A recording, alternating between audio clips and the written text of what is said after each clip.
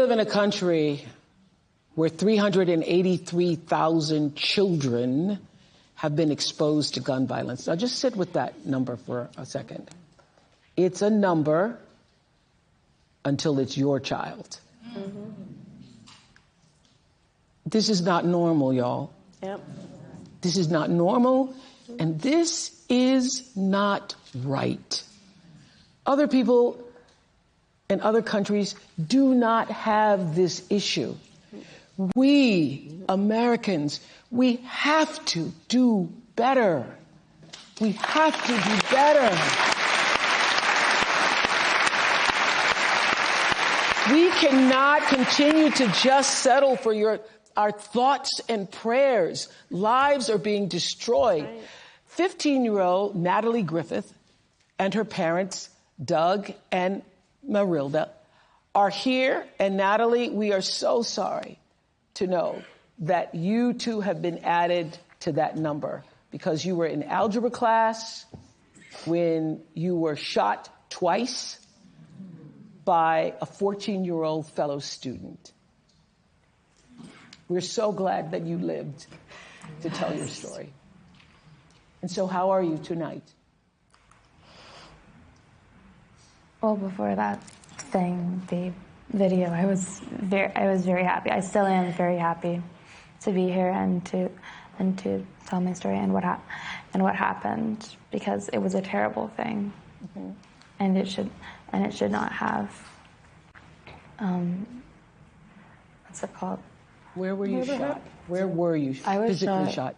Right here on my shoulder and then around here, right wrist. I was saying that 383,000 students in our country, the United States of America, have been exposed to violence.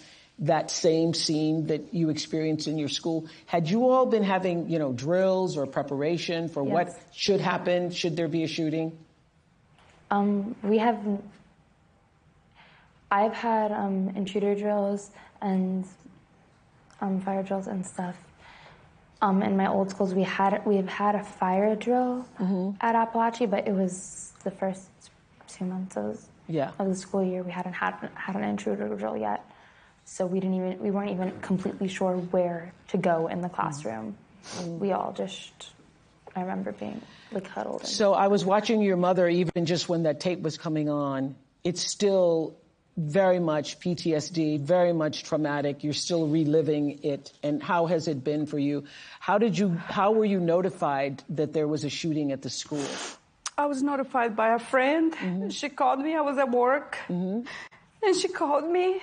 And she said, do you know about the shooting? With the school that she goes to, the Appalachia. I said, no, I don't. And then she said there was a shooting at the Appalachia High School. My heart just dropped. My heart just got so heavy, and I could not stop. I had to leave. I told my coworkers, I gotta go, I have to leave. And the first thing I did is drop my knee on the floor and just start praying. I prayed for about 30 minutes for my work all the way to the school. I didn't get to the school on my car. I had to leave my car at a gas station about maybe 2.5, 3 miles. And I walked on foot and I ran because my heart was so heavy. I couldn't get in touch with my daughter. And I hear you have a message for people in power regarding guns now. I do. I want to finish that story because no parent should go through this.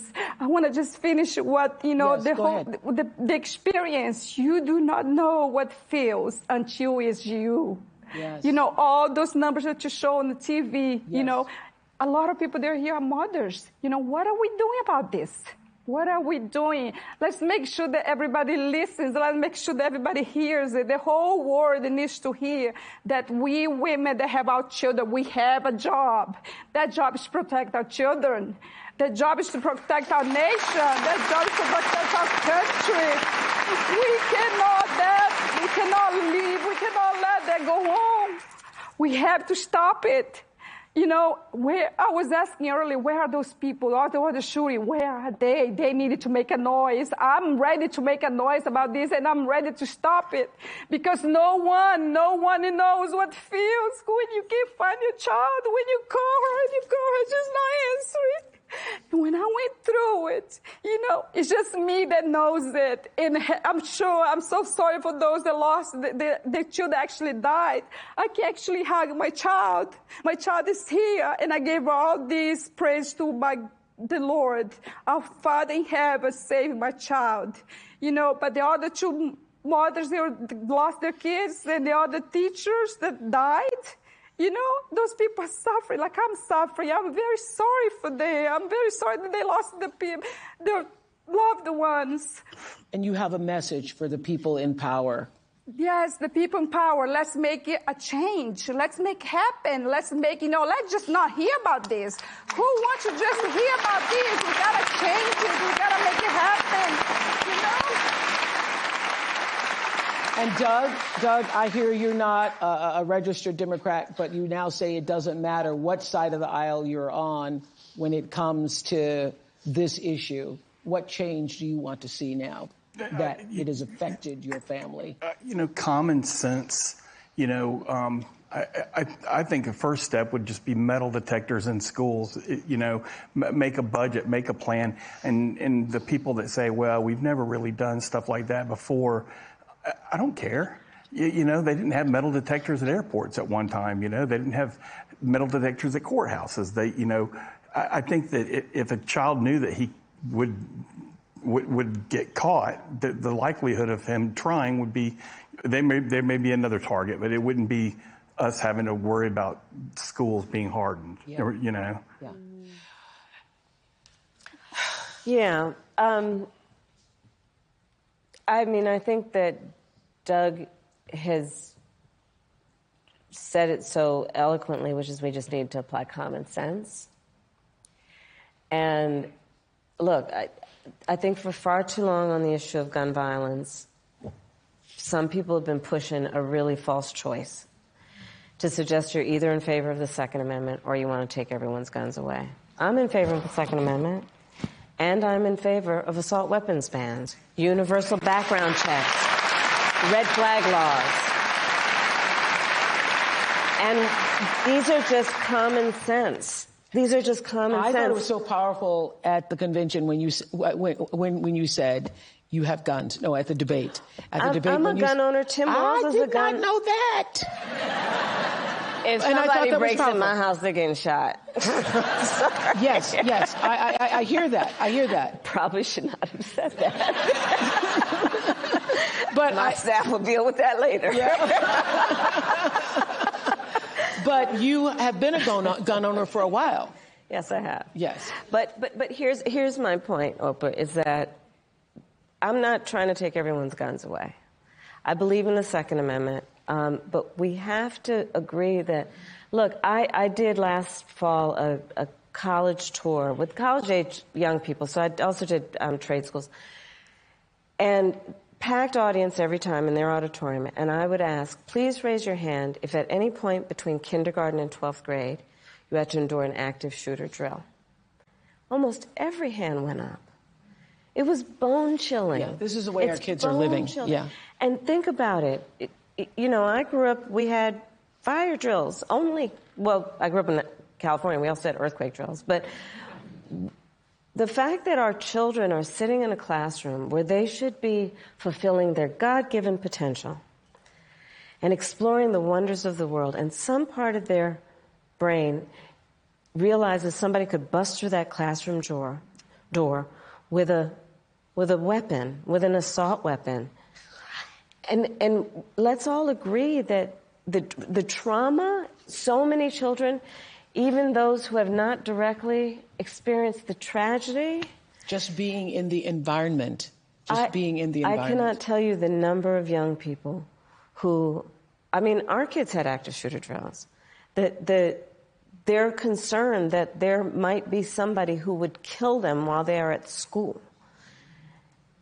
This is not the sign of a civil society, and it doesn't have to be this way. It does not have to be this way. But we need to have the courage to act. Look, my opponent, when he was told and knew about a shooting of a young girl, you know what he said? Get over it. Get over it. No, we're not getting over it. No, and to the point, everyone should have a sense of collective responsibility for the children of our community. Yes. And understand their right to live and be safe. I have personally prosecuted homicide cases. I know I've seen autopsies. I've seen what these weapons do to the human body. And we've got to agree that, in particular when we're talking about something like an assault weapon, it's literally designed to be a tool of war. It has no place on the streets of a civil society. It's designed to kill a lot of human beings quickly. And there are things we can do. I mean, thankfully, over the last 3 years, we've done some, but it is common sense. It just seems like common sense we would see this. I think I think that the majority of Americans agree with you that we do not want assault weapons in the hands of children and other people who have no business with those types of weapons. Right. We know this is true. So we thank you, Natalie, and your family for being here. And good luck in that marching band this year. I hear you're going to go out for the marching band still. Thank you for inviting us. Thank you. Unfortunately, it's a sad moment for us, but I wanted to make sure that, we came because we needed to be heard. And we needed to, change has to be made, and we're ready to fight for this. Thank you. Okay, we want to hear what's